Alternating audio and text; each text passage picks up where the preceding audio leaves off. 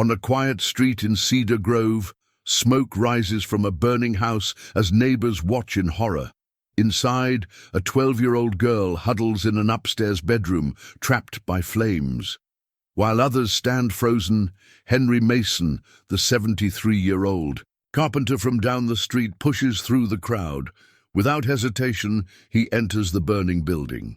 Moments later, he emerges carrying the unconscious girl to safety. What Henry doesn't know is that he just saved the daughter of America's most reclusive billionaire, a man whose wealth has brought him everything except happiness. In the chaos of sirens and smoke, Henry simply returns home, unaware that his act of courage will echo through 2 decades and change both their lives forever. But why did the girl never forget the kind eyes of her rescuer? Henry Mason's workshop smells of sawdust and memories. Early morning light filters through windows clouded by decades of woodwork, casting soft shadows across his grandfather's workbench. The leather-bound journal lies open, its pages yellow. With age, each entry written in the steady hand of a man who believes in doing things right the first time. Cabinet repair. Mrs. Henderson, 412 Maple. No charge. Widows don't pay. The latest entry joins thousands before it. A ledger of kindness. More than commerce. Henry runs his weathered fingers across the fresh ink, waiting for it to dry, as he has every morning for 40 years. The clock on the wall, one he carved himself back in '82, counts out the rhythm of another day beginning. 6 chimes, same as always. Time to start the coffee, though Sarah isn't here to share it anymore. 5 years since she passed, but he still makes enough for 2 cups. Outside, Cedar Grove awakens slowly. The morning fog rolls in from the valley, wrapping the small town in its familiar embrace. Mrs. Peterson's cat prowls along the fence line, keeping its daily appointment with the birds at Henry's feeder. The routine of it all brings comfort, even as his joints protest the morning chill. Tom Bradley's postal truck rumbles down Cherry Street right on schedule. The letter carrier, more friend than mailman after 30 years, raises a hand in greeting. Henry waves back, knowing Tom will stop by later with the mail and the latest town gossip, though Henry never was one for idle talk. "Morning, Henry," Tom calls out. "Got those tomatoes coming in yet?" "Another week," Henry replies, gesturing to his garden. "Save you the first batch." Tom grins, already anticipating the fresh vegetables. Henry's garden, like everything else he tends to, produces more than he could ever use alone. The neighbors have learned to expect paper bags of fresh produce on their porches during harvest season, appearing like clockwork, though Henry's never around to accept their thanks. Back in the workshop, Henry opens the old tool chest Sarah gave him on their 40th anniversary. Inside, chisels and planes rest in perfect order, each with its own story. The hammer that built the Thompsons' nursery, the plane that smoothed the pulpit at First Baptist, the level that hasn't lost its bubble in 30 years of faithful service. His hands aren't as steady as they once were. Arthritis makes its presence known more with each passing season, but Henry's learned to work around it. "Just means I have to be a bit more careful," he tells Tom whenever his friend suggests slowing down. Wood doesn't forgive mistakes, no matter how old you are. The morning's project waits patiently on the bench, a music box for little Annie Thompson's birthday. Her grandfather, rest his soul, had ordered one just like it for her mother 30 years ago. Henry remembers every detail, right down to the delicate rose pattern along the lid.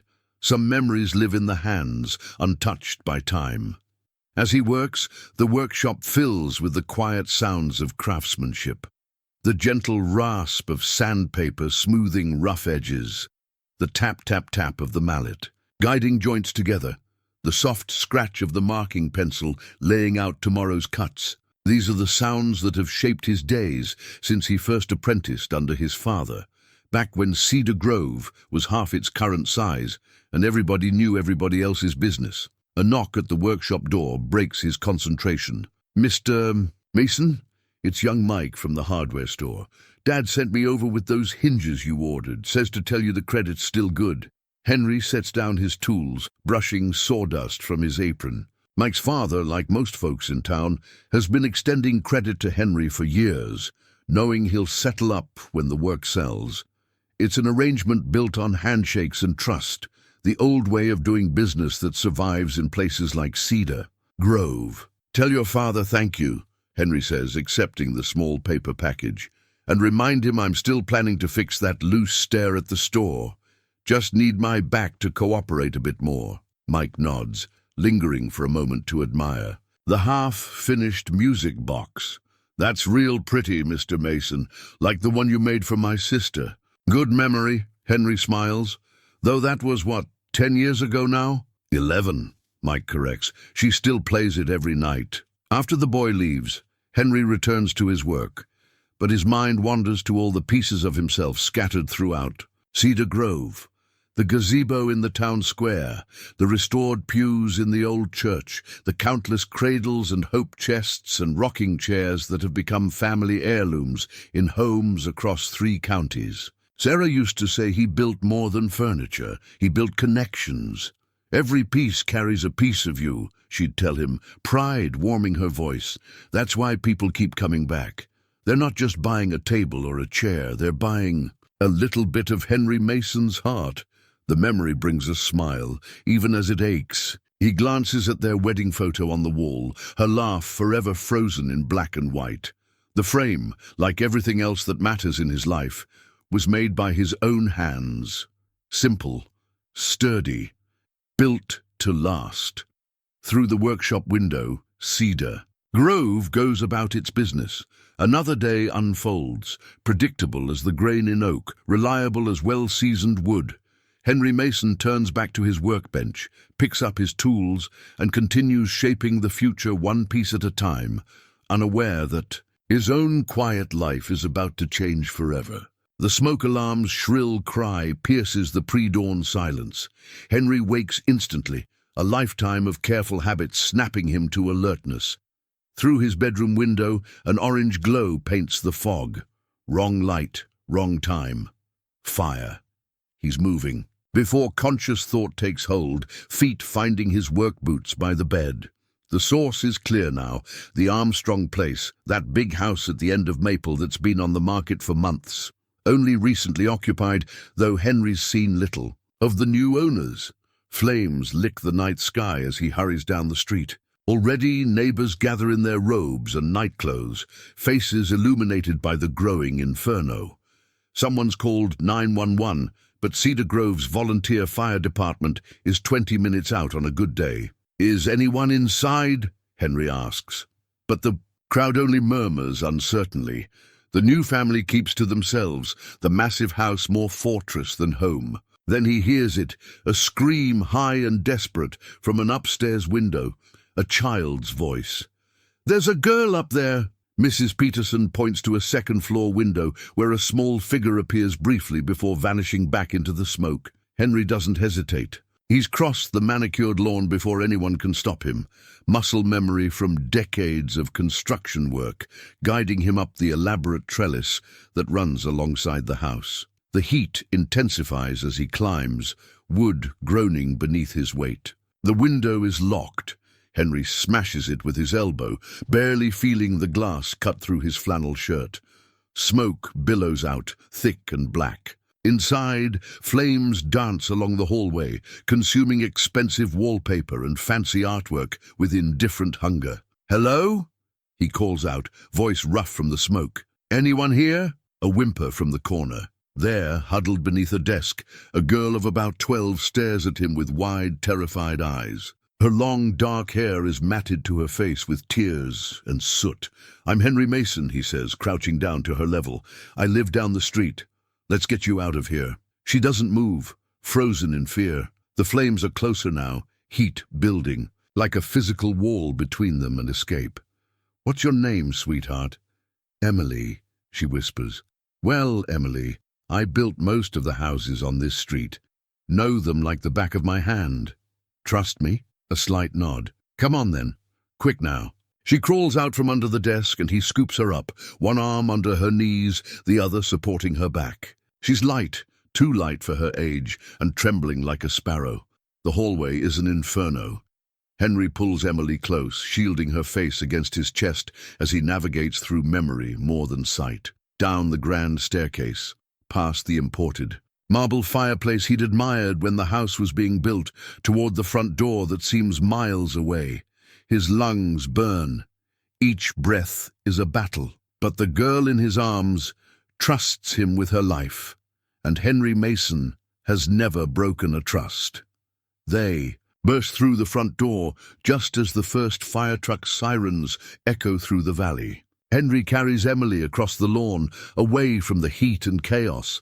She clings to him, face still buried in his shirt, even after he tries to set her down. "You're safe now," he soothes, patting her back awkwardly. "You're safe." The ambulance arrives minutes later. As paramedics swarm around them with oxygen masks and blankets, Henry notices Emily's eyes never leave his face. There's something in that gaze, recognition maybe, or understanding, that makes him think of Sarah. "Where are your parents?" he asks, but she just shakes her head. A black car appears through the smoke, tires squealing on pavement. A tall man in an expensive suit erupts from the back seat, face contorted with panic. "Emily!" He runs toward them, and Henry sees the girl tense. "Oh God, Emily!" The man reaches for her, but she keeps one hand firmly gripped on Henry's sleeve. Something passes between father and daughter, silent but heavy with meaning. "Thank you," the man says to Henry, voice rough with emotion. "I was in Boston, a meeting. I should have been here." Henry just nods, disentangling himself gently from Emily's grip. His work is done. Time to go home, check his own smoke detectors, maybe add a note to his workshop journal about the night's events. But as he turns to leave, Emily's voice stops him. "Mr. Mason." He looks back. "You smell like sawdust," she says softly. "Like safety." It's the last thing she ever says to him, though Henry doesn't know that yet. Doesn't know that 20 years will pass before he hears her voice again. For now, he just smiles, touches the brim of an imaginary hat, and walks home through the gathering dawn. The emergency room buzzes with artificial efficiency. Henry sits on the edge of an examination table, oxygen mask dangling unused around his neck, while Dr. Richards tends to the cuts on his arm. "You're lucky," the doctor says, dabbing antiseptic on glass-nicked skin. "Smoke inhalation could have been much worse, though what possessed you to run into a burning building at your age?" Henry watches the doctor's methodical movements. Jim Richards delivered both of Sarah's babies, now grown with children of their own. He knows better than to expect an answer. Down the hall, through the open door, Henry catches glimpses of activity around another room, Emily's room. Men in dark suits guard the entrance, their earpieces and stern expressions out of place in Cedar Grove's small hospital. "Patient presence with minor lacerations and second-degree burns," Dr. Richards dictates into his recorder, but Henry's attention drifts to the whispered conversations floating through the corridor. Worth billions. Kept it quiet when they bought the house. No mother in the picture. The gossip machine of Cedar Grove churns at full speed, each new detail about the Armstrongs feeding its hungry gears. Henry closes his eyes, remembering the terror in Emily's face, the way she clung to him. Money means nothing to a scared child. A commotion draws his attention. William Armstrong strides down the hallway, trailing assistants like autumn leaves in a wind. He pauses. At Henry's door, his expensive suit now wrinkled and stained with smoke. "Mr. Mason." Armstrong's voice carries the weight of authority, though something in it trembles. "May I have a moment?" Dr. Richards excuses himself, leaving them alone. Armstrong takes a seat in the plastic visitor's chair, his tall frame making it look absurdly small. "Emily's resting," he says, running a hand through graying hair. "The doctors want to keep her overnight for observation. Smoke inhalation, minor burns, but she'll—" His voice catches. "She'll be fine." Henry nods, uncomfortable with the raw emotion in the other man's face. "I need to ask you something," Armstrong continues. "The press will be all over this by morning. Our privacy, Emily's privacy, it's crucial. If you could keep the details." Of what happened? Not much for talking to reporters, Henry interrupts gently. Or much for talking at all, truth be told. Relief floods Armstrong's features. He reaches into his jacket, produces a checkbook. Of course, you should be compensated for your heroism. No. Henry's voice is quiet, but firm. Put it away. But surely. I didn't do it for money, Mr. Armstrong, and I wouldn't feel right taking any. Armstrong studies him for a long moment, checkbook frozen in midair. Finally, he returns it to his pocket. You're an unusual man, Mr. Mason. Just a carpenter. Nevertheless, Armstrong stands, smoothing his ruined suit in a habitual gesture. If you ever need anything, Henry shakes his head. Take care of your daughter, Mr. Armstrong. That's all I ask. After Armstrong leaves, Tom pokes his head in, still in his postal uniform despite the early hour. Thought I'd find you here. Half the town's in the waiting room, worried sick about you. No need for fuss, Henry grunts, sliding off the examination table. His lungs protest the movement, but he ignores them. No need for... Tom sputters. Henry Mason, you ran into a burning building at your age. What were you thinking? Wasn't thinking. Just heard her scream. Tom's expression softens. Yeah, well, you always did have more heart than sense. Come on, I'll drive you home. Though fair warning, Mrs. Peterson's organized a meal train. You'll be eating casseroles for weeks. The morning sun is fully up when they step outside. Though smoke still hangs in the air, news vans are already arriving, their satellite dishes reaching toward the sky like mechanical flowers. Vultures, Tom mutters, steering Henry toward his mail truck. But Henry's attention is caught by movement at a second-floor hospital window. Emily stands there, one hand pressed against the glass. When she sees him looking, she raises her other hand in a small wave. Henry tips an imaginary hat, just as he did earlier. Her smile, brief but brilliant, reminds him of Sarah in their younger days.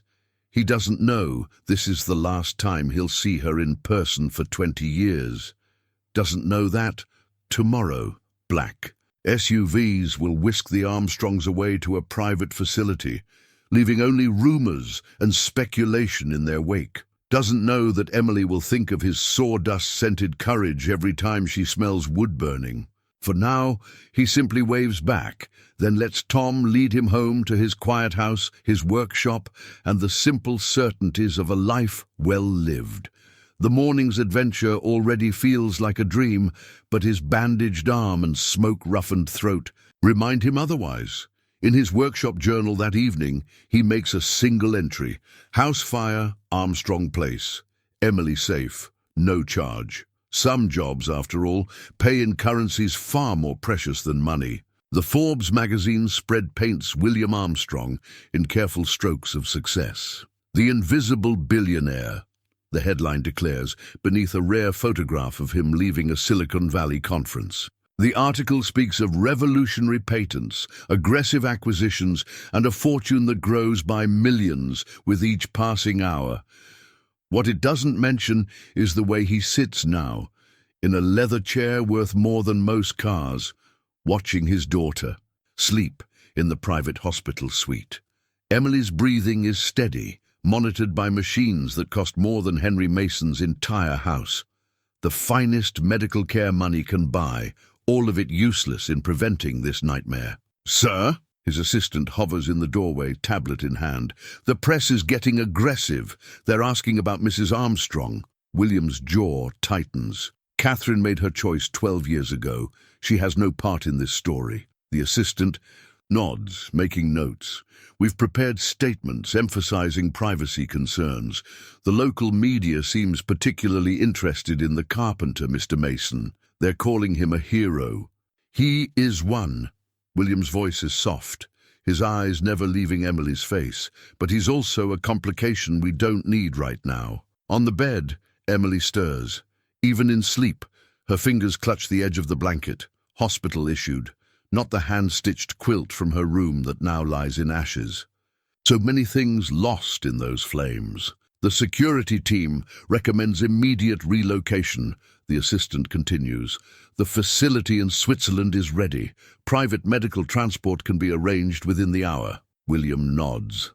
the weight of decisions settling onto his shoulders like a familiar coat. Make it happen. And James? He finally turns from his daughter. Make sure Mr. Mason is appropriately thanked, despite his refusal of direct compensation, anonymously. Of course, sir, and the house? Sell it. Quietly, he turns back to Emily. We won't be returning to Cedar Grove. The assistant leaves, and William is alone with the beeping monitors and his thoughts. The article on his tablet continues its glossy narrative. Armstrong's rise to tech prominence began with a startup in his garage. It doesn't mention the cost of that rise, the missed birthdays, the dissolved marriage, the daughter who spends more time with private tutors than her own father. Emily whimpers in her sleep and William reaches for her hand, but stops short, uncertain. When did he forget how to comfort his own child? Catherine would know what to do. Catherine always knew, but Catherine is in Marseille now, with her artist husband and their new baby. The pictures appear in society magazines sometimes. Catherine at gallery openings, Catherine on Mediterranean beaches, Catherine smiling without the strain that marked her final years with William. A soft knock interrupts his reverie. Dr. Richards enters, charts in hand. Mr. Armstrong, we've received the transfer approval, though I should mention Emily's been asking for Mr. Mason. William's fingers tighten on the arm of his chair. That's not possible. Of course. Dr. Richards hesitates, though if I may, sometimes children need more than just medical care. They need connections, community. What Emily needs, William cuts in, is safety, privacy, a normal life. Dr. Richards glances at the security detail outside the door, the expensive equipment, the tablets displaying real-time stock prices even here. Normal is relative. The transport team will be here within the hour, William continues. I trust discretion will be maintained? Of course, Dr. Richards sighs. Though you should know, in a town like Cedar Grove, people remember kindness. Mr. Mason's actions, they'll be talking about this for years. They can talk all they want. William stands, straightening his suit. We'll be long gone. After the doctor leaves, William moves to the window.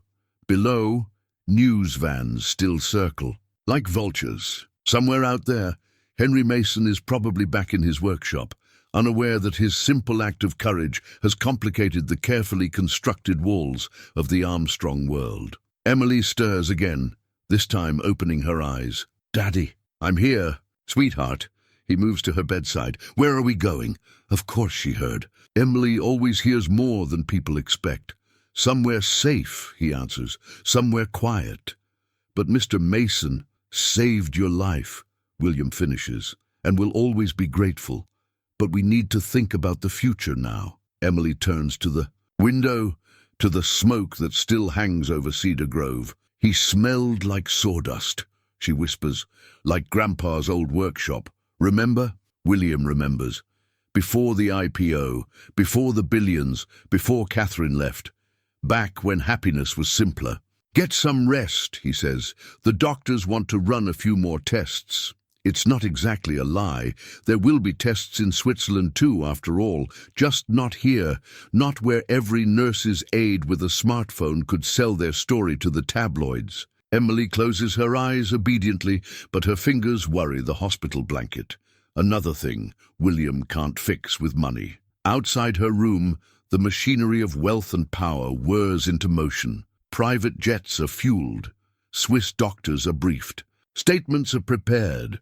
William Armstrong's world reshapes itself around his daughter's safety, just as it always has.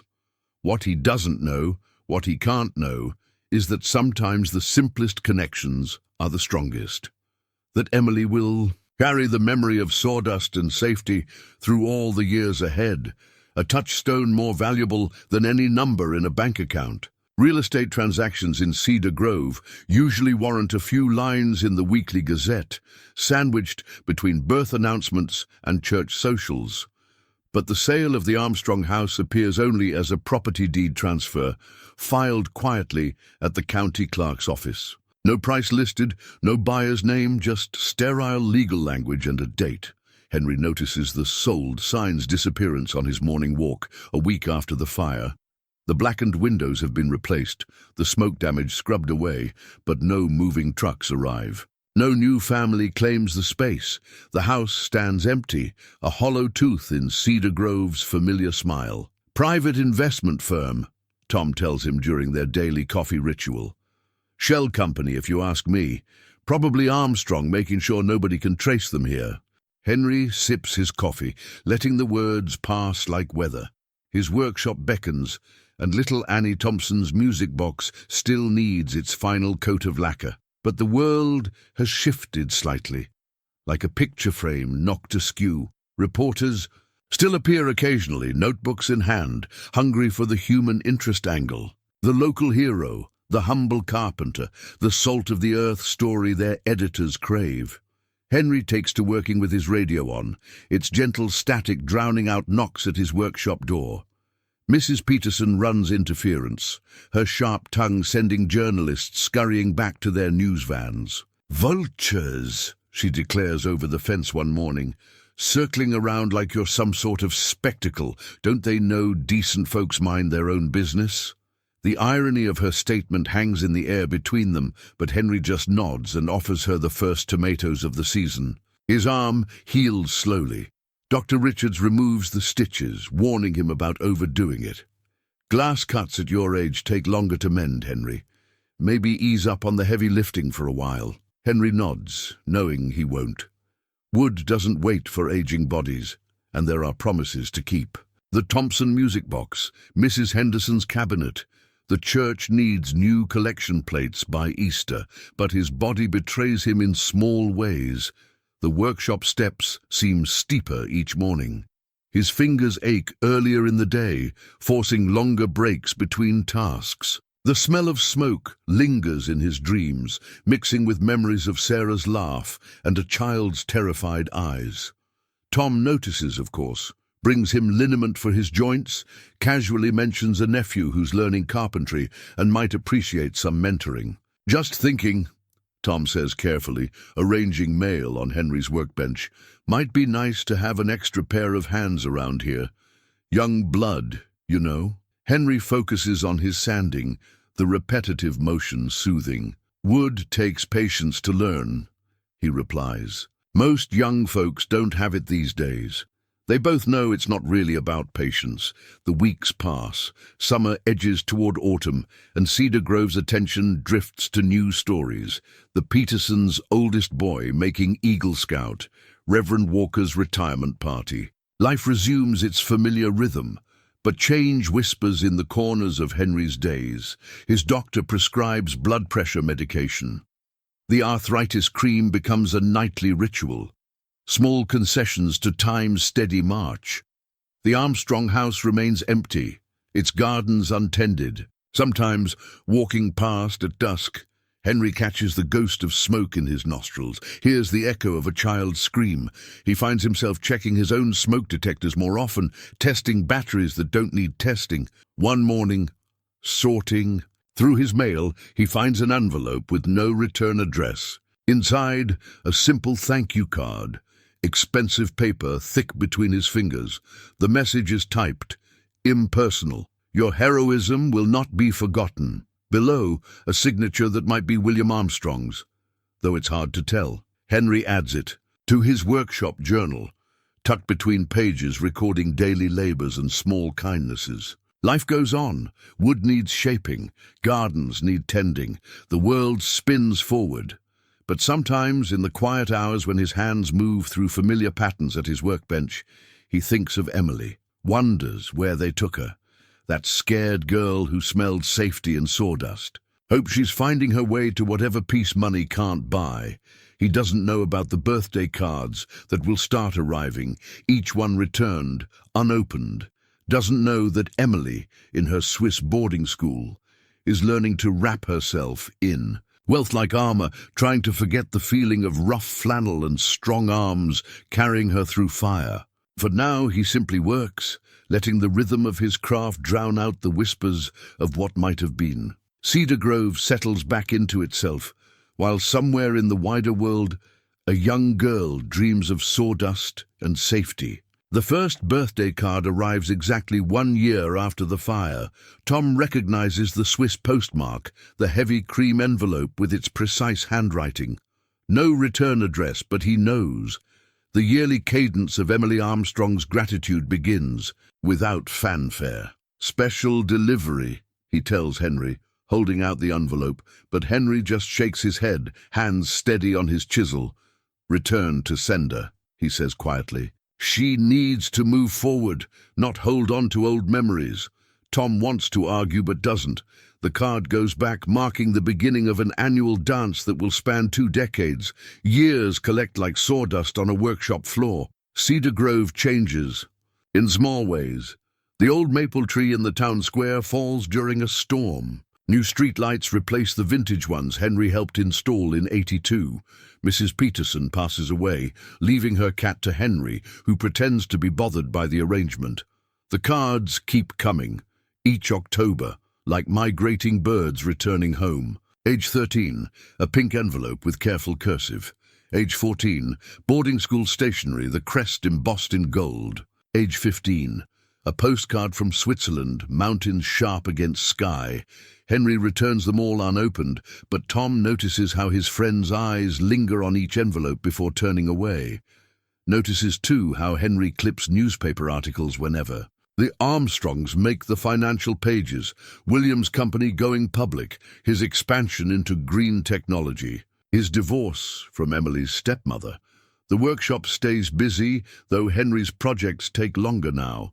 He accepts fewer commissions, choosing each piece with careful deliberation. Quality over quantity, he tells customers who complain about the "Wait, really, it's his hands that dictate the pace." Arthritis claiming more territory each winter. Age 16, a letter in violet ink. Age 17, expensive stationery scented with lavender. Age 18, a thick envelope that might contain graduation announcements.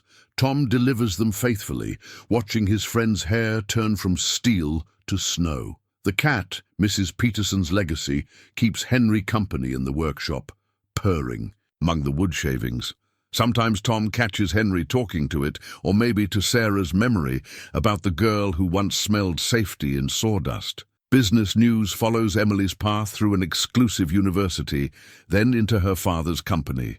"Armstrong heiress takes executive role," the headlines announce. Henry reads them over morning coffee, his expression unreadable. Age 19, elegant handwriting showing signs of corporate precision. Age 20, a heavier envelope with a business card inside, visible through the paper. Age 21, overnight delivery, urgent stamps ignored. Life marks its passage in other ways. Tom's nephew finally opens his own carpentry shop 2 towns over, but Henry never does take on an apprentice. The church gets new collection plates, then new pews, then a complete renovation, Henry's hands touching each piece despite his doctor's warnings. The Armstrong house changes owners twice more, each sale as quiet as the first. Henry walks past it daily, his steps slower, but still steady. Sometimes he pauses, looking up at that second-floor window, remembering flames and fear and a child's trust. Age 22. Correspondence card with a corporate logo. Age 23. Overnight mail from New York City. Age 24. Hand-delivered. By a corporate courier who waits 2 hours before accepting that no response is coming. Henry's workshop journal grows thick with years. Between notes on wood grains and joinery techniques, life's small moments accumulate. A child's first rocking horse, a widow's repaired cabinet, a hope chest for a wedding that blooms from seeds planted in his garden. He doesn't speak of Emily, but her presence lingers like the scent of cedar in his workshop. Tom sees it in the way Henry handles each returned envelope, in how he reaches for his phone when news breaks about William Armstrong's declining health. Age 25, a simple white envelope. Age 26, heavy cardstock with a watermark. Age 27, a FedEx package marked personal and confidential. Each one carries the weight of words unread, bridges unbuilt. Henry's quiet determination to let her go, matching Emily's persistence in reaching back. Neither knows that their paths are about to converge again, that William Armstrong's illness will bring his daughter home to roots she never fully severed, that sometimes the longest journeys end where they began. For now, time simply passes. Henry works wood with hands that remember more than they can do. Emily builds her corporate empire while carrying the memory of flannel and smoke. And Tom delivers the mail, watching over them both with the patience of a man who knows that some stories take decades to find their ending. The journal sits open on Emily Armstrong's desk, its leather cover soft with age. Unlike the sleek corporate minimalism of her Manhattan office, all glass and chrome and calculated power, this book holds something raw and real. 20 years of trying to say thank you. October 12th, 2024. Dear Mr. Mason, another birthday, another returned letter. I wonder if you even open them anymore. The nurses say Dad doesn't have much time left. He asked about you yesterday, the first lucid moment he's had in weeks. The carpenter, he said. The one who knew what really mattered. She closes the journal, rubbing her thumb over its worn spine. Outside her office window, New York thrums with ambitious energy, but her mind is in Cedar Grove. Miss Armstrong, her assistant's voice crackles through the intercom. The board is waiting. Emily straightens her silk blouse, armor against the corporate battlefield. At 32, she's the youngest CEO in the tech sector, carrying her father's legacy with practiced grace. Armstrong Technologies' stock price reflects her golden touch, up 300% since she took the reins. The boardroom falls silent as she enters. These men, most twice her age, have learned to fear her precision. She knows their numbers better than they do, can dissect their projections with surgical skill. William Armstrong's daughter, every inch the titan he raised her to be. Quarterly earnings exceeded projections by 28%, she begins, her voice carrying the authority of billions. Our clean energy division, a movement catches her eye. Her assistant at the door, urgent. Emily hasn't survived this, long by ignoring warning signs. Take 5, gentlemen. In the hallway, her father's nurse waits on FaceTime. Miss Armstrong, he's asking for you. He's clearer than he's been in months. Emily's heart twists. She's been watching William Armstrong die by inches for 2 years, the brilliant mind that built an empire crumbling like sand. The doctors call it early-onset Alzheimer's, accelerated by stress and workaholism. Emily calls it the price of ambition. Put him on. William's face fills the screen, gaunt but present. His eyes, so like her own, focus with unusual clarity. The carpenter, he says without preamble. Emily, did you ever thank him properly? Dad, we've talked about this. I've tried every year. Not money. He waves a trembling hand. Anyone can write a check. Did you tell him? He pauses, searching for words that keep slipping away. The sawdust. You told me about the sawdust. Emily's throat tightens. I remember. Safety, William whispers. You said he smelled like safety. When was the last time you felt safe, Emmy? The childhood nickname hits her like a physical blow. Behind her, the boardroom murmurs with impatience. Quarterly reports wait for no one's epiphany. I have to go, Dad. The board. Always another meeting. His smile holds a lifetime of regret, just like me. But you know what I remember most clearly? Not the IPO, not the billions. I remember standing in that hospital watching you wave to him through the window. You smiled then. When was the last time you really smiled, Emmy? The question follows her back into the boardroom, echoes through her flawless presentation. When was the last time? The corporate machine runs smoothly, its gears greased with her perfectionism. But somewhere between Switzerland and Silicon Valley, between boarding school and boardrooms, she lost something essential. That evening, alone in her penthouse, Emily opens her laptop. Cedar Grove's webpage loads slowly. Small-town digital infrastructure 2 decades behind the times. But there it is, buried in the business directory. Mason's custom woodworking, quality craftsmanship since 1974. Her fingers hover over the keyboard. 20 years of returned letters, 20 years of trying to bridge a gap she doesn't fully understand. What drives a man to risk his life for a stranger, then refuse all contact? A notification pops up. Her father's evening medical report, declining rapidly, time measured in weeks now, maybe days. Emily closes her eyes, remembering smoke and terror and strong arms carrying her to safety, remembering the smell of sawdust that still makes her pause in hardware stores, touching raw wood with manicured fingers. When she opens them, her reflection in the window shows a stranger in expensive clothes. Success radiates from every carefully curated detail, but her father's words echo. When was the last time you really smiled? The answer lies in Cedar Grove, in a workshop that probably still smells of sawdust and simple truths. In the debt she's never been able to repay, not with cards or letters or the full force of Armstrong wealth. She reaches for her phone. Cancel my meetings for the next month, family emergency. A pause, and find out if that old house on Maple Street is still available, the one with the second-floor window facing east. Sometimes going forward means going back. Sometimes the most important board meeting is with yourself. Emily touches her father's journal one last time, then begins to pack. It's time to deliver this year's birthday card in person. The real estate listing reads like a time capsule. Historic Cedar Grove mansion, original details intact. 5 bedrooms, 3 baths, extensive gardens requiring restoration. Unique architectural features include handcrafted woodwork throughout.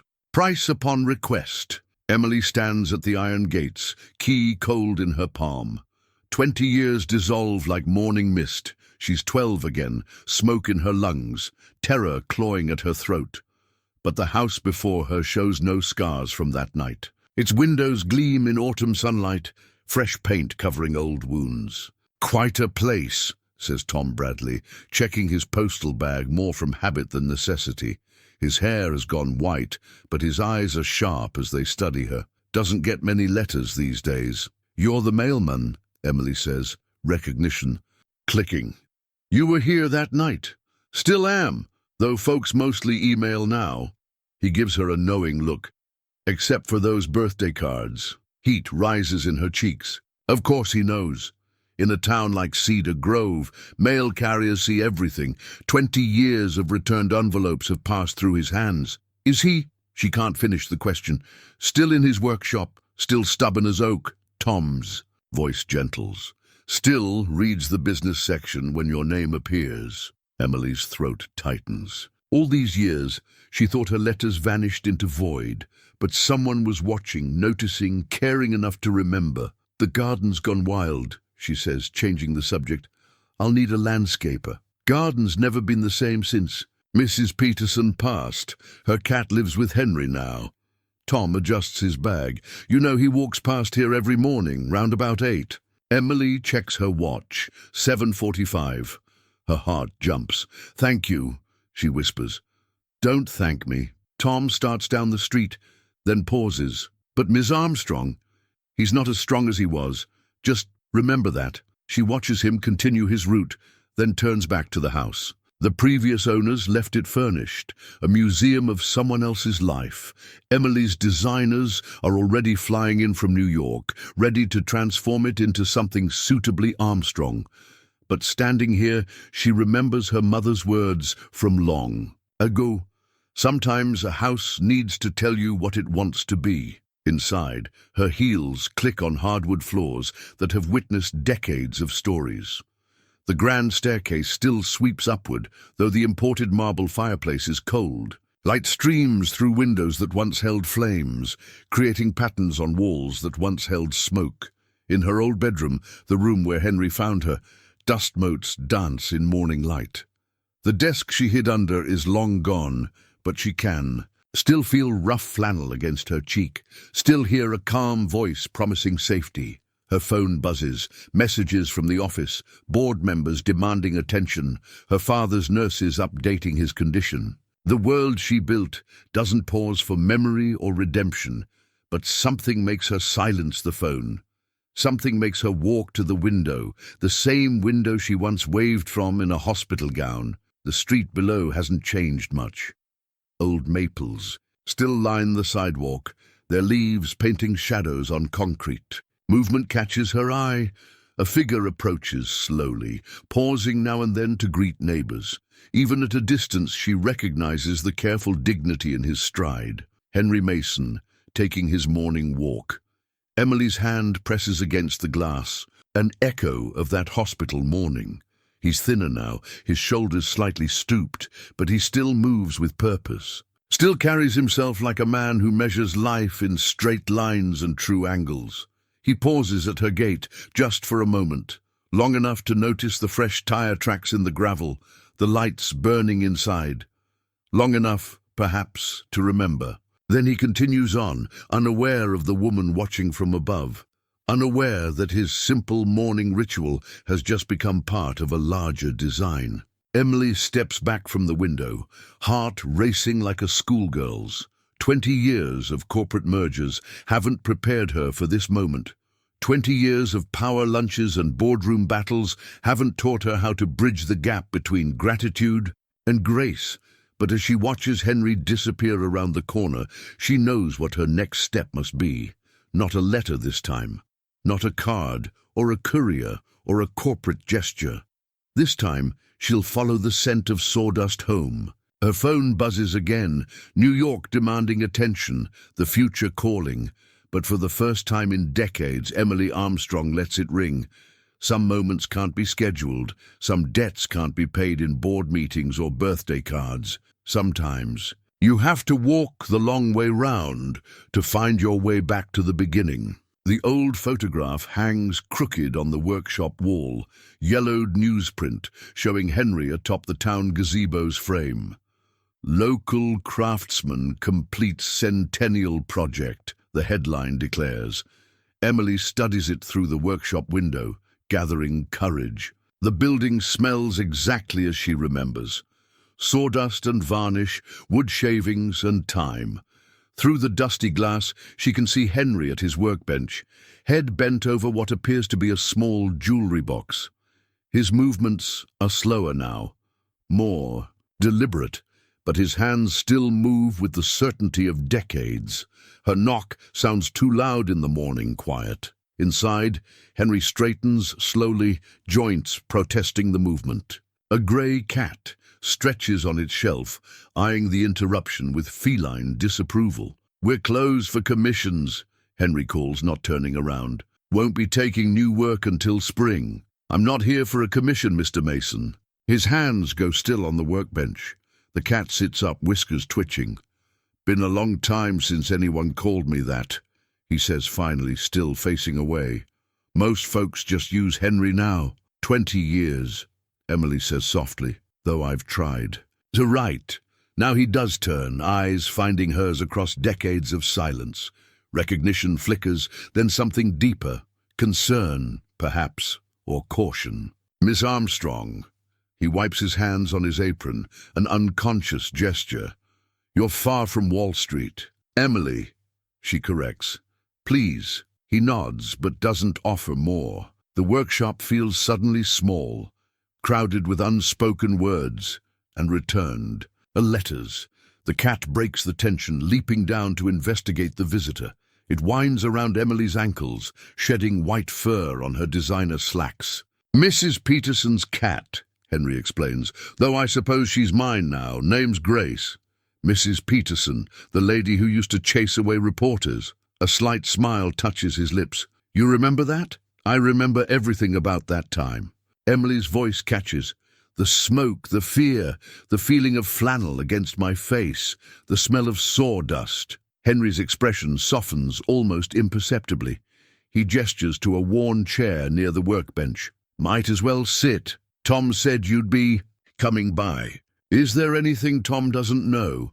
"Not in Cedar Grove." Henry returns to his stool, hands automatically finding their place on the jewelry box. "He's been delivering mail here 40 years now, sees everything, tells what needs telling, keeps the rest to himself." Emily settles into the chair, Grace immediately claiming her lap. Through the window, maple leaves dance in autumn sunlight. The scene feels surreal. Manhattan's most powerful CEO sitting in a small-town workshop. Designer clothes collecting sawdust. I never opened them, Henry says suddenly. The cards seemed better that way. Better for whom? His hands move. Over the wood, testing an edge. Young girls saved from fires need to move forward, not get tangled in old men's lives. You had your path to follow. I followed it, Emily agrees. Straight to the top of every corporate ladder I could find. But something was missing. She strokes Grace's fur, gathering thoughts. Dad's dying. Henry's hands pause again. I saw it in the papers. I'm sorry. He remembers you, you know, even now, when he forgets almost everything else. Keeps talking about the carpenter who knew what mattered. Any man would have done the same. But they didn't. You did. Emily leans forward. And now I need your help again. Henry turns to her fully, really looking at her for the first time. She sees him note the expensive clothes, the careful makeup, the armor of success she's built. Around herself, but perhaps he also sees the 12-year-old girl still hiding underneath it all. I don't build corporate headquarters, he says gently. I'm not asking for that. Emily stands, dislodging an indignant Grace. I'm asking for something more important. But first, I need to show you something. Will you come with me? Henry looks around his workshop, at the unfinished projects, the waiting wood, the familiar tools, safe harbor in a world of change. Then he looks at Emily, at the echo of smoke and trust in her eyes. Let me get my coat, he says. Neither of them knows it yet, but with those 4 words the past begins to unlock. Sometimes the hardest boards to plane are the ones warped by time. Sometimes the truest joints are the ones that take decades to fit together. The medical records spread across Emily's dining room table tell a story in cold, clinical terms. Patient presence with accelerated cognitive decline, memory loss, temporal disorientation. William Armstrong's brilliant mind mapped out in deteriorating test scores and brain scans. Henry studies the documents with the same careful attention he gives to grain patterns in wood. Through the bay window behind him, autumn sunlight throws his shadow across papers that chart the ending of a life. Started 2 years ago, Emily explains, pouring coffee into delicate cups that came with the house. Little things at first. Forgotten meetings, repeated stories. Then he called me Catherine during a board meeting. Your mother's name. You remember? Henry nods, hands cradling the coffee cup. Read about the divorce back then. Small towns get the big papers too. Emily sinks into the chair opposite him. He's been asking about you, about that night. It's one of the few memories that stays clear. Trauma has a way of carving deep grooves, Henry says quietly. His right hand trembles slightly as he sets down his cup, a movement Emily doesn't miss. How long? She asks. Parkinson's, early stages. Doctor says I've got time yet. He meets her gaze steadily. But you didn't bring me here to discuss my health. No. Emily pushes a folder forward. Dad's latest brain scans. The specialists give him weeks, maybe months. He's lucid less and less. But when he is, she swallows hard. He talks about legacy, about things that matter. Rich men often do. Near the end, this isn't about money. Emily stands abruptly, moving to the window. Every time he's clear, he asks if I ever thanked you properly. Not with money, he knows you refuse that. But with, she gestures vaguely, understanding, I guess. Recognizing what you gave me that night. I just carried you out. You gave me safety. Her voice catches. Do you know what that meant to a girl who had everything except that? Who had nannies and tutors and trust funds, but no one who'd run into fire for her? Henry's hands work against each other, arthritis and Parkinson's fighting for control. Tom told me over the years about the cards. You never opened them, didn't need to, knew what they'd say. He looks up at her. Gratitude's a heavy burden to carry, Miss Armstrong, especially for a child. Emily, she corrects automatically, then softer. Did you ever wonder what they said? The cards. Sometimes. Late at night when the workshop's quiet. Emily crosses to a cabinet, removes a carved wooden box. Inside, 20 years of returned envelopes nest like fallen leaves. I kept copies, everyone. She selects the first, postmarked a year after the fire. The paper is yellowed, the ink faded, but the child's careful handwriting remains clear. Dear Mr. Mason, today I learned that safety smells like sawdust. My new therapist says that's called a sense memory. I dream about fire sometimes, but then I remember your workshop smell and everything's okay. Dad says I should forget that night, move on, but I don't want to. Love, Emily. Henry's hands shake harder as she reads. Emily pulls out another envelope, then another. Years of one-sided correspondence cascade between them. Age 14. Made the honor roll. Thought you might like to know. Age 16. Father's remarrying. Wish you were here to build something solid for me to hold on to. Age 18. Harvard acceptance came today. Found myself wondering if you ever went to college or just learned by doing. Which is better? Age 21. Board meetings are easier when I imagine sawdust. Funny how that works. The letters build a bridge across time, each one a plank laid down by a girl becoming a woman, reaching always towards something simple and true. Henry listens, his weathered face a map of emotions he's spent decades controlling. When Emily finally falls silent, he draws a long breath. All these years, he says, I thought I was helping, letting you go, giving you freedom to become whoever you needed to be. I became exactly who I was expected to be. Emily's laugh holds no humor, Daddy's perfect corporate air. But every October, I write to the man who taught me that true strength smells like sawdust. Henry stands with careful dignity, joints protesting. Why show me these now? Because Dad's dying, because you're sick, because 20 years is too long to carry unopened letters. Emily steps closer. And because I need your help to build something that matters, something that will last longer than corporate mergers or quarterly reports. She moves to the window, gestures toward downtown Cedar Grove. Will you at least let me show you? Henry looks at the scattered letters. 2. Decades of reaching out spread across polished wood. Then at his trembling hands, tools that have shaped so much of Cedar Grove's story. Show me, he says. Sometimes the truest measure of time isn't years, but the distance between unopened letters and open hearts. The architectural plans unfold across the old gazebo's weathered planks, blue lines stark against aged wood. Emily smooths them flat as Henry studies the drawings, his carpenter's eye catching details that might escape even the expensive New York architects who drew them. The Mason Community Center, he reads from the title block, voice carefully neutral. Bit grand for Cedar Grove, isn't it? Look closer, Emily urges. See how the main hall echoes the church roofline you restored? How the reading room's windows match the proportions you used in the Thompsons' nursery. Henry's finger traces the elevation drawings. She's right. The designers have woven elements from his work throughout Cedar Grove into something new yet familiar, like a jazz musician riffing on beloved melodies. The whole building's designed around a central workshop space, Emily continues. Free classes for kids, apprenticeship programs, a place where craft and community can grow together. She pauses. A place where someone might learn that safety smells like sawdust. Emily. Henry straightens slowly, joints protesting. I'm not comfortable with my name. Emergency board meeting. Tom's voice carries across the square as he hurries toward them, mailbag bouncing. They've called everyone in.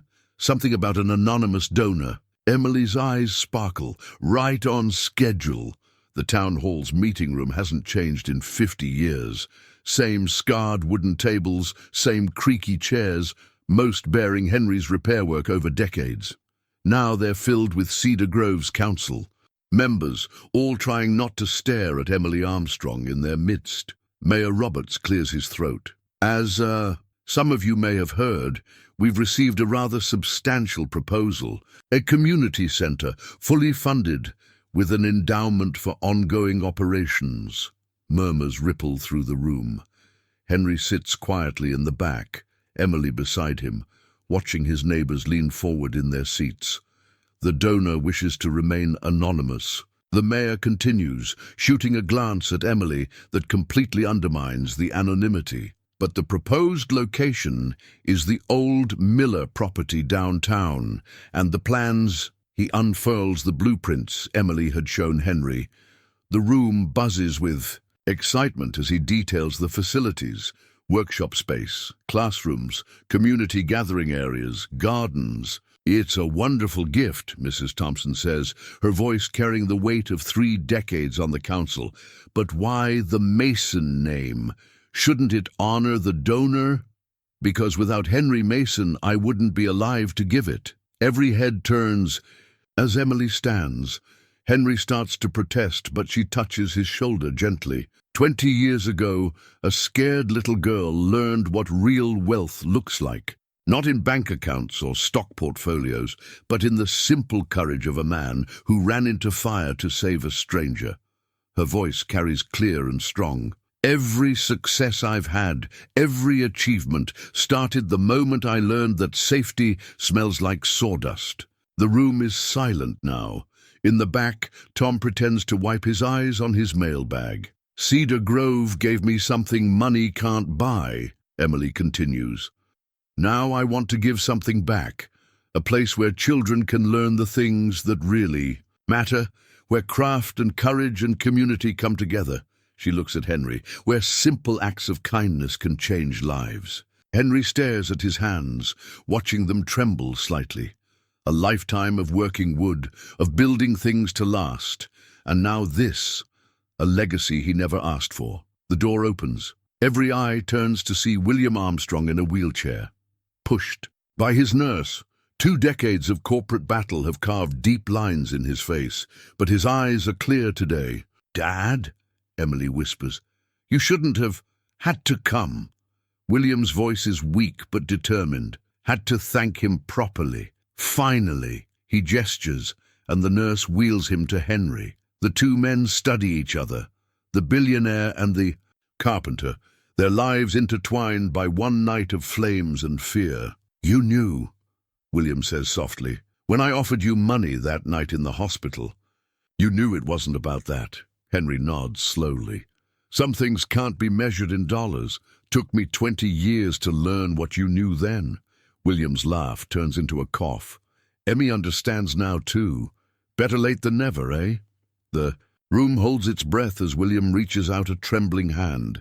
Henry takes it, 2 old men's grips equally fragile now. "Let her build it," William says. "Let her show them what you showed her." Henry looks around the room, at faces he's known all his life, at the plans for something larger than himself, at Emily standing tall and certain in her truth. "On one condition," he says finally. Emily raises an eyebrow. "Name it." "I get to check the woodwork. Make sure it's done right."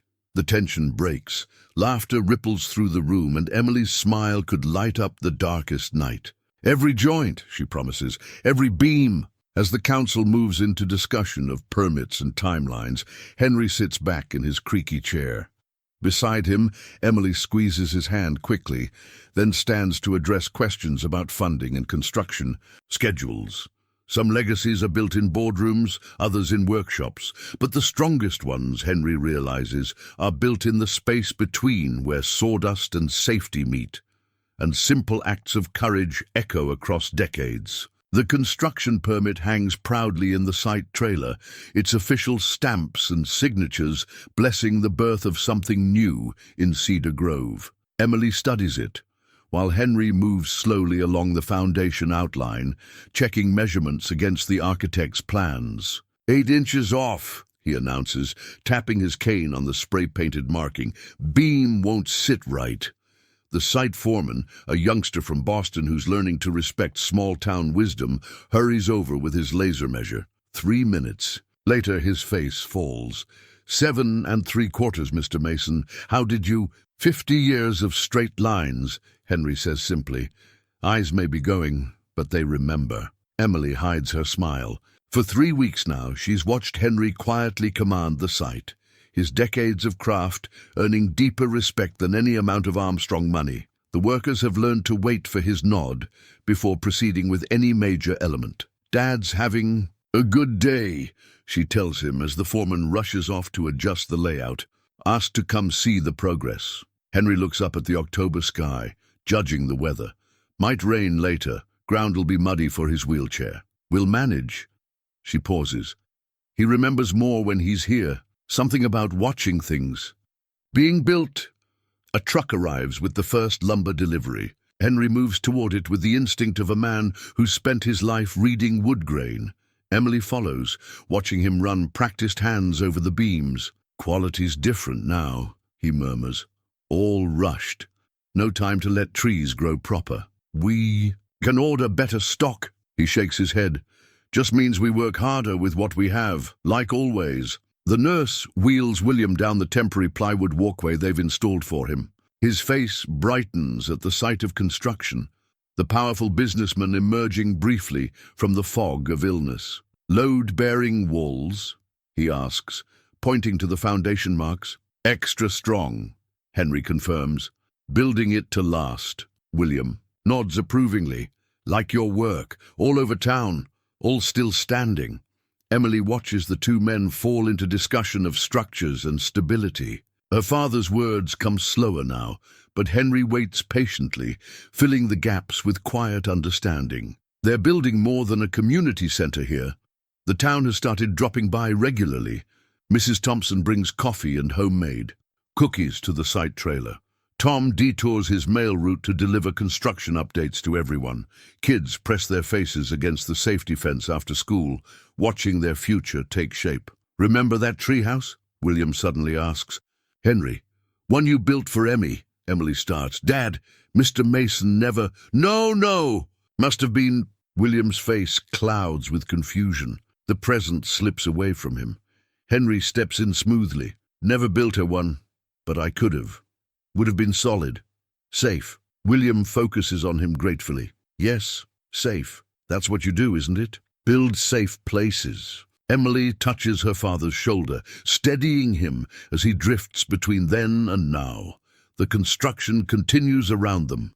Concrete trucks churning, hammers ringing, the symphony of creation. "Tell me about the woodshop plans," William says, clearer now. "Where children will learn." Henry guides him through the layout, describing how young hands will discover the patience of wood, the truth of right angles, the satisfaction of creating something real. Emily sees her father lean forward in his wheelchair, drinking in the details like medicine. "Could have used that," William muses. "Corner office, but never built anything with these hands." He looks at his fingers, thin now and trembling. "Too busy building empires to build furniture." "Never too late," Henry says quietly. Emily's throat tightens as her father reaches out to touch a stack of lumber. "Sawdust," he whispers. "Emmy said sawdust means safety." "Yes, Dad." The afternoon light softens. Henry's hands shake more when he's tired, but he keeps moving, checking, guiding. William drifts in and out of the present, but his eyes follow the progress hungrily. "Good bones," he declares as the nurse prepares to take him back. "Strong foundation." Emily isn't sure if he means the building or something else, perhaps both. Later, as sunset paints the site in gold, she finds Henry making notes in his workshop. Journal, lists of materials, measurements, things to check tomorrow. The same careful documentation he's maintained for 50 years. "Thank you," she says, "for today, for him." Henry doesn't look up from his notes. Man wants to see something real before he goes. Something his daughter built. Now, he does meet. Her eyes, not with money this time, with heart. Emily looks out over the site, where dreams and sawdust mingle in the evening air. Tomorrow will bring more concrete, more wood, more chances to build something true. Some foundations go deeper than stone. Some structures rise on beams of memory and hope, held together by joints more precious than wealth can measure. The medical test results lie stark on Dr. Richard's desk, their clinical language spelling out what Henry's body has been trying to tell him. Accelerated progression, increased tremors, Medication adjustment required. You've been pushing too hard, the doctor says, concern etching his familiar face. Construction sites aren't the place for a man with advancing Parkinson's. Henry's hands rest on his cane, trembling more noticeably now. Job's not finished. The community center will get built with or without you watching every beam. Dr. Richards leans forward. Henry, I've been your doctor for 30 years. You need rest. The medications aren't keeping up with the stress you're putting on yourself. Outside the window, autumn slides toward winter. The construction site will need heating soon, tarps to protect fresh concrete from frost. So much still to oversee. I made a promise, Henry says quietly, to Emily Armstrong. She'd understand. To myself. Henry meets the doctor's eyes. Some things need finishing proper. Dr. Richards sighs, reaching for his prescription pad. I'm adjusting your medication, and I want you off the site by 4 each day. Non-negotiable. The new restrictions hit the project like the first winter frost. Emily finds Henry struggling with blueprints, his hands shaking too hard to hold. Them steady. Without a word, she starts coming early each morning to help him review plans, her corporate-trained mind quickly learning to translate his decades of craft knowledge. Beam joints need checking, he tells her one morning. Corner where the workshop meets the main hall. I'll get the foreman. Show you myself. Henry grips his cane. Just need a minute first. Emily sees the cost of each step, each careful movement. The man who once carried her through fire now measures his strength. In small increments, word spreads through Cedar Grove's quiet networks. Tom mentions it to Mrs. Thompson, who tells the ladies at church, who mobilize with the swift efficiency of small-town care. Soon, the site trailer fills with home-cooked meals, thermoses of hot coffee, quilts for the colder days. Getting crowded. In here, Henry observes as another casserole arrives. People want to help, Emily says. Like you've helped them all these years. The construction crew adapts too. They install a comfortable chair in the trailer, positioned so Henry can observe the main work areas. Young workers stop by during breaks, asking questions, absorbing decades of knowledge before it slips away. William, on his good days, joins them. 2 men, their bodies failing in different ways, watching something new rise from their shared legacy. Knew a master carpenter once, William muses during a lucid moment. Built my first office furniture when I was starting out. Nothing fancy, but solid, real. Henry listens to these fragments of memory, offering quiet confirmation when William drifts. Emily watches them together, the billionaire and the carpenter, their worlds finally meeting in the space between what was and what will be. The tremors worsen as temperatures drop. Some days Henry can barely hold a pencil, but his eyes miss nothing. Emily learns to read his subtle gestures, translating them into instructions for the crew. Not quite right, he says one afternoon, watching a support beam installation. Emily studies the work, seeing it through his taut perspective. 3 degrees off vertical. He nods, pleased. Getting good at this. Had a proper teacher. The beam comes down, gets reset. Henry's standards, Emily's determination, the crew's growing respect for both. It all weaves together like well-joined wood. Dr. Richards stops by regularly, checking vitals, adjusting medications. He finds Henry in his observation chair, Emily beside him reviewing material lists, William's wheelchair often completing their quiet triangle. Stubborn as ever, the doctor tells Tom over coffee at the diner. But he's got help now. Good help. The project adapts to its new rhythm. Henry's physical presence may be limited, but his influence touches every beam, every joint, every decision. The community center rises slowly, carefully, built as much from love as lumber. One evening, as early darkness falls, Emily helps Henry back to his workshop. His hands shake badly, but his eyes are clear. Thank you, she says, for not giving up. Some things, he replies, are worth the cost. Grace the cat greets them at the door, a purring reminder that life continues in its own simple ways. The workshop embraces them with its familiar scents, Sawdust and varnish, time and trust. Tomorrow will bring more challenges, more adaptations, more careful steps forward. But tonight, in this space that smells of safety, they rest in the knowledge that the strongest structures are built on foundations of shared purpose and care. The final blueprint of the community centre hangs in Henry's workshop, its clean lines now marked with penciled notes and decades of wisdom. Emily stands before it, fingers tracing the modifications they've made together over the past months. "Tell me again about the workshop joints," she says, notebook ready. Henry shifts in his chair, hands folded to hide their trembling. "Mortise and tenon, like I showed you. Strongest joint there is, when done proper, like the old church pews, still solid after 40 years. Emily notes every detail. Her corporate efficiency now turned to preserving something more precious than quarterly reports. She's learned to recognize the good days when Henry's voice is strong and his memories flow clear as spring water. "The wood will tell you," he continues. "Every piece has its own story.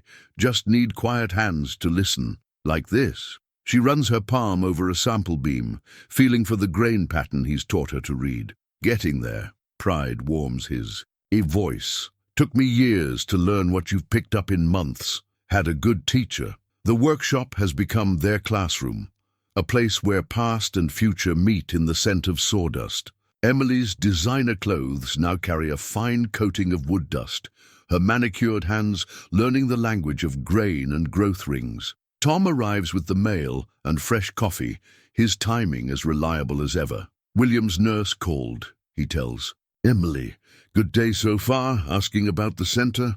Emily checks her watch. "The east wing rafters are going up this morning. Think he'd like to see?" Henry reaches for his cane. "Might want to check those joints myself." They make their way slowly to the site, where progress rises like a living thing against the winter sky. William's wheelchair awaits near the trailer, his nurse fussing with blankets against the cold. "Emmy," he calls, clearer than he's been in weeks. "Show me what you've built." Emily guides them along the plywood walkways, describing each element as Henry taught her. William listens intently, occasionally glancing at Henry for confirmation. "Mortise and tenon?" he asks at the workshop entrance. "Just like Mr. Mason showed me," Emily replies. "Strong enough to last generations. Good. Important to build things that last." William's gaze drifts upward. All those years chasing numbers on screens.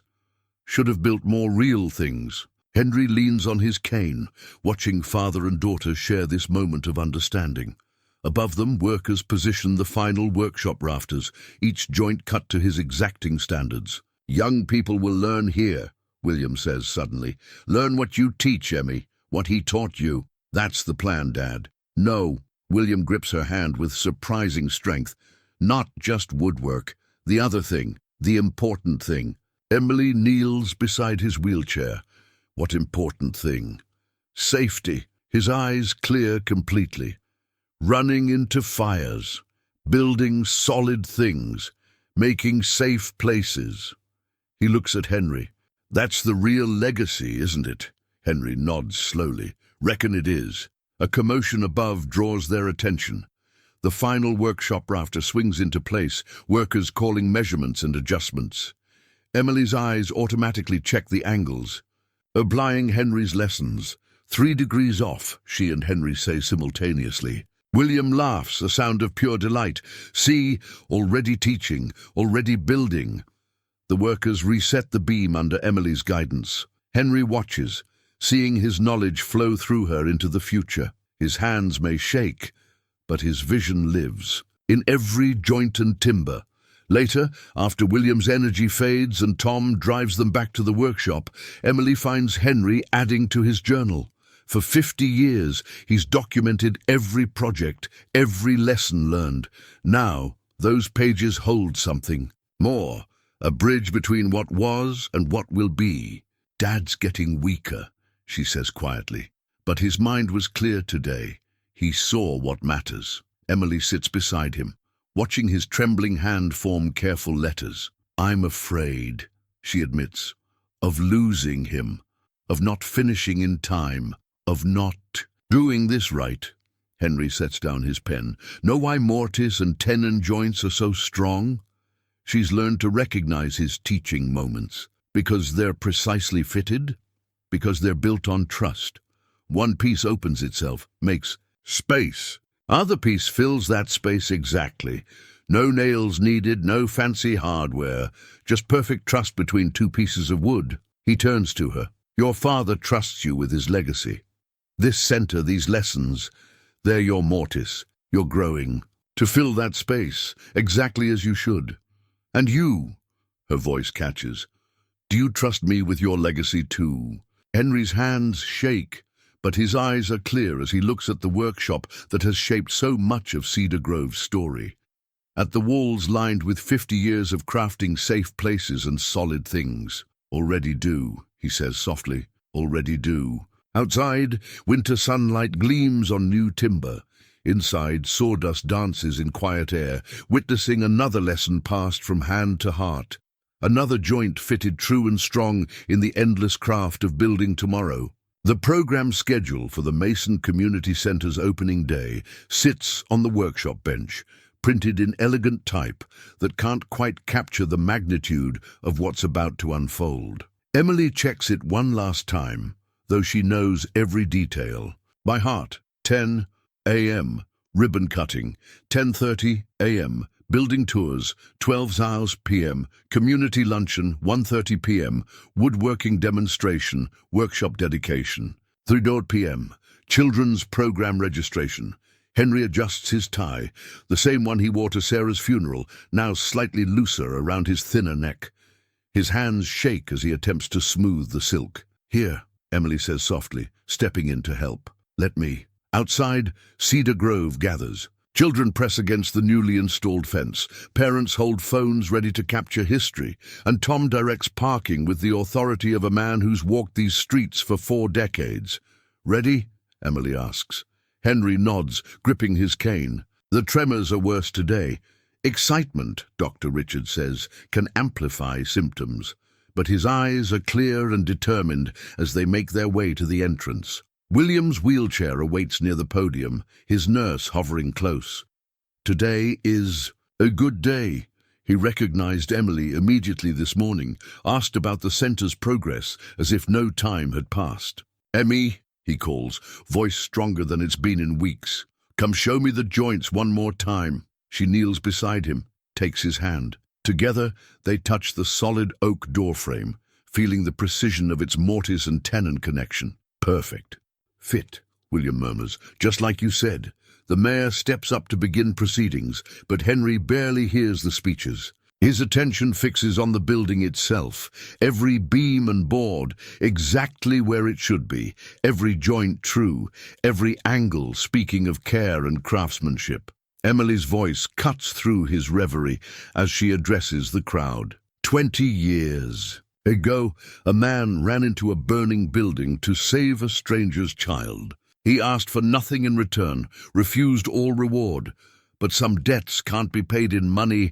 Henry tries to wave off the attention, but Emily continues. This center stands as testament not just to one act of courage, but to a lifetime of building. Safe places.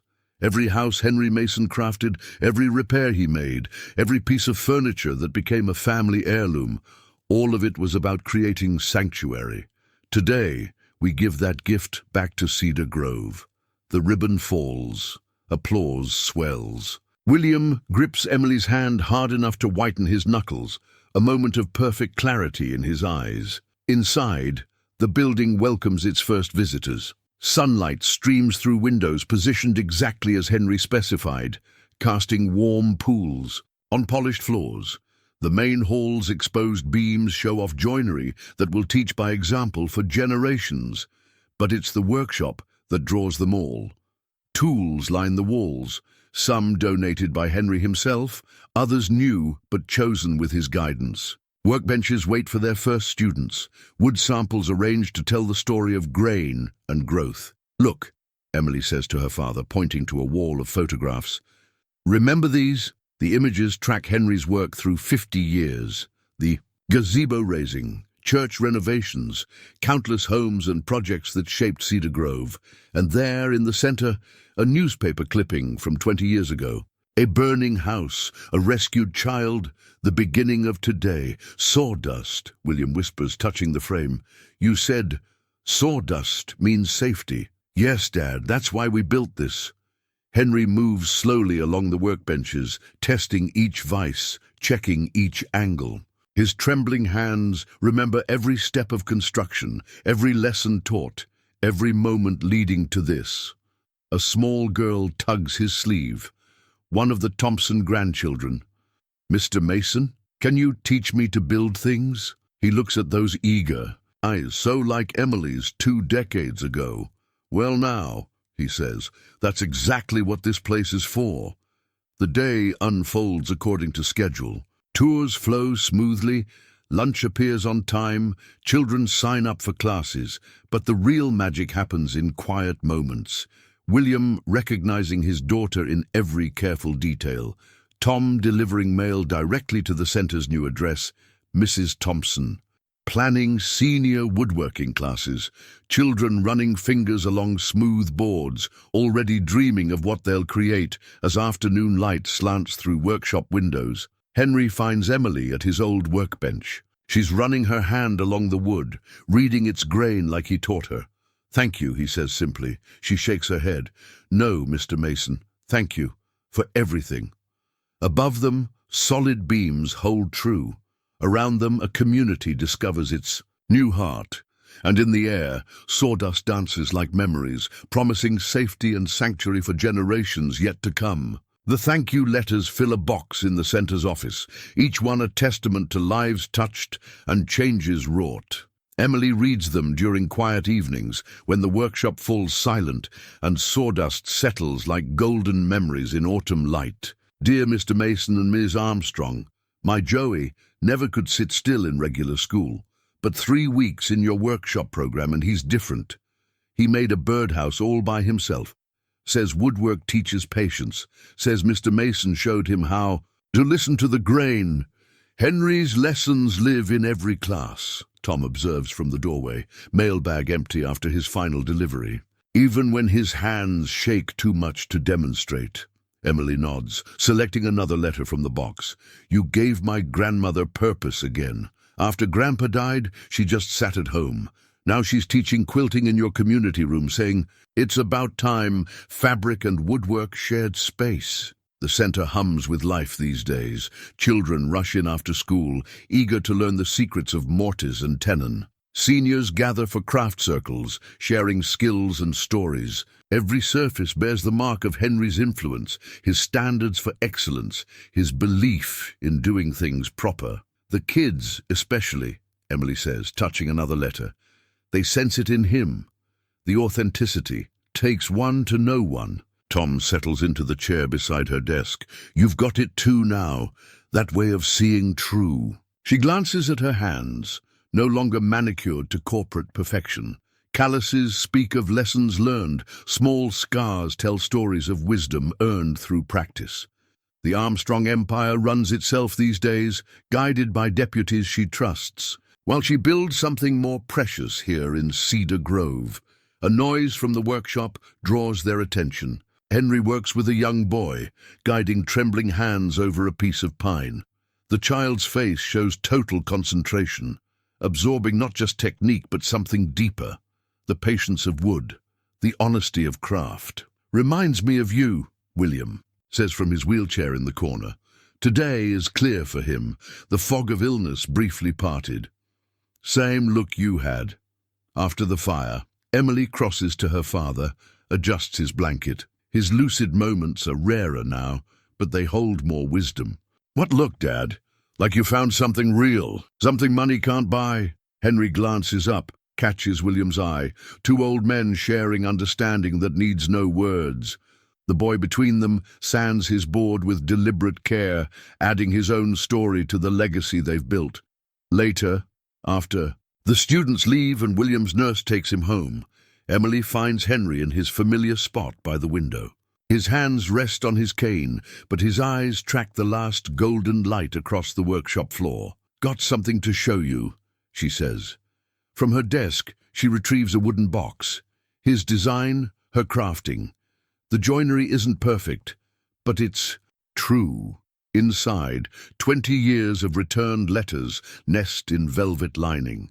You kept them all, he observes. Of course. She sits beside him. Want to read them now? Henry's hands shake as he lifts the first envelope.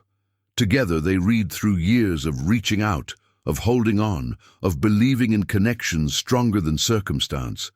A knock interrupts them. Tom enters with a late delivery, a letter from the governor's office. State Preservation Award, he announces, for outstanding contribution to community heritage. Henry waves it away. Don't need awards. No, Emily agrees, but the children do. They need to know that some things matter more than speed or profit, that craft and care still count for something. Speaking of children, Tom grins. Mrs. Thompson says her granddaughter's already planning to apply for the apprenticeship program, says she wants to be just like Ms. Armstrong when she grows up. God help her. Emily laughs. No, Henry says quietly. God blessed her. Better. To build safe places than empires. William's words from the hospital long ago echo in Emily's memory. The carpenter who knew what really mattered. The evening settles around them like a well-worn quilt. Through the windows, Cedar Grove prepares. For night, lights wink on in homes Henry built, repaired, touched with his particular grace. Thank you, Emily says suddenly, for sending the letters back. Henry looks at her, surprised. If you'd answered them, if you'd let me pay my debt with money or gratitude, I'd never have had to build all this to thank you properly. Suppose not. His eyes crinkle.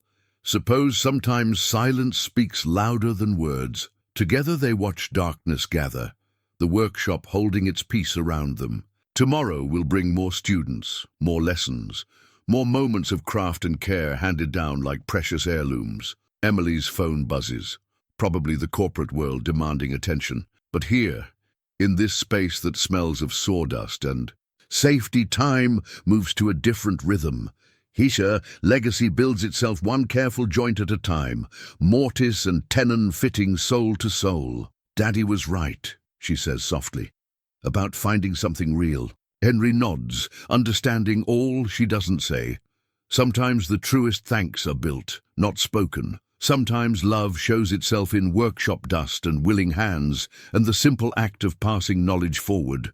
Some debts can never be repaid, but they can be transformed, like raw wood under careful hands, into something beautiful and lasting and true. The dedication plaque gleams in morning light, its bronze surface catching the first rays of dawn. Emily traces the words with gentle fingers. The Mason Community Center, where craft builds community dedicated to Henry Mason, who taught Cedar Grove that safety smells like sawdust, and courage builds lasting foundations. Est. 2024. Perfect spot, Tom says, adjusting his mailbag. Right where everyone can see it. Henry stands quietly between them, leaning on his cane. 6 months since opening day, and winter has painted Cedar Grove in frost. But inside the center, warmth and purpose thrive. Through the windows they watch the morning class arrive. Seniors and children together, drawn by the promise of creating something real. William's wheelchair moves among them on good days, his mind increasingly distant, but his hands still remembering the feel of wood. Did I ever tell you, Henry says suddenly, about the first thing I ever built? Emily and Tom turn to him, recognizing the rare gift of a story offered freely. Was a box for my mother's sewing. Nothing fancy, joints didn't quite fit, but she kept her treasures in it till the day she died. He pauses, watching the students settle at their workbenches, taught me that even imperfect things can hold precious memories. The tremor in his hands is worse this morning, but his eyes are clear and bright. Time I showed you something, he tells Emily. In his workshop, his original workshop, not the center's teaching space, Henry guides them to a corner usually hidden by stacked lumber. There, covered in years of dust, stands a small piece of furniture. Started it that night, he says. After the fire, couldn't sleep, kept smelling smoke. So I came out here and began cutting wood. Emily's breath catches. It's a hope chest, crafted with exquisite care. But unlike his usual work, this one tells a story in its design. The grain patterns flow like flames, the joints lock like promises. And carved subtly into the lid, almost hidden in the decorative border, the date of the fire. Couldn't give it to you then, Henry explains. Wasn't right. You needed to grow beyond that night, not be bound by it. His hands shake as he brushes dust from the wood. But now now it's perfect, Emily whispers. Tom quietly excuses himself, leaving them with the physical embodiment of 20 years' connection. Through the wall, they hear the community center coming to life.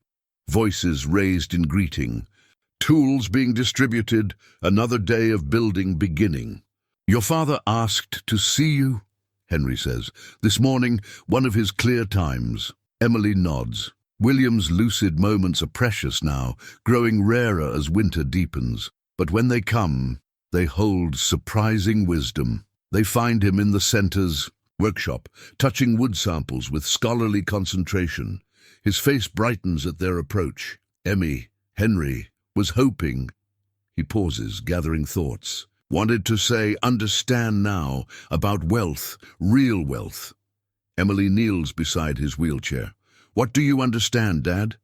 Built an empire, numbers on screens, but Henry, he gestures to the room around them, to the students learning, ancient skills, to the community being shaped like fine wood. Henry built sanctuary, built safety, built love. His hand finds Emily's. You learned better than I did, learned what matters, from both of you, she says softly. William's eyes drift to the hope chest Henry carries. Recognition flickers. Perfect, he whispers. Perfect fit. Later, after William rests and the morning class ends, Emily and Henry sit in the quiet workshop. The hope chest rests between them, 2 decades of unspoken gratitude carved in wood and waiting. Sometimes, Henry says, the strongest things we build aren't things at all. Through the windows, Cedar Grove goes about its day. Children head to school, passing the dedication plaque with casual familiarity. Tom delivers mail, pausing to chat with each neighbor. Life moves forward, shaped by the foundations they've all built together. Safety, Emily muses, comes in many forms. Henry nods, understanding. Sometimes it smells like sawdust. Sometimes it feels like a carpenter's rough flannel on a night of fire.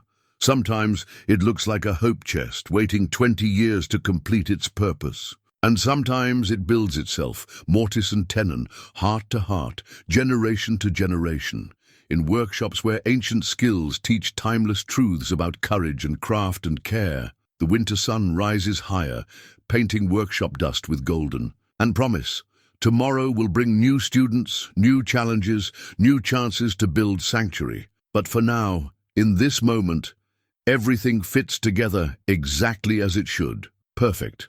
Like William said, perfect, like a master craftsman's final joint. Perfect, like love shaped by time and trust and 20 years of returned letters. Perfect, like coming home to the smell of sawdust.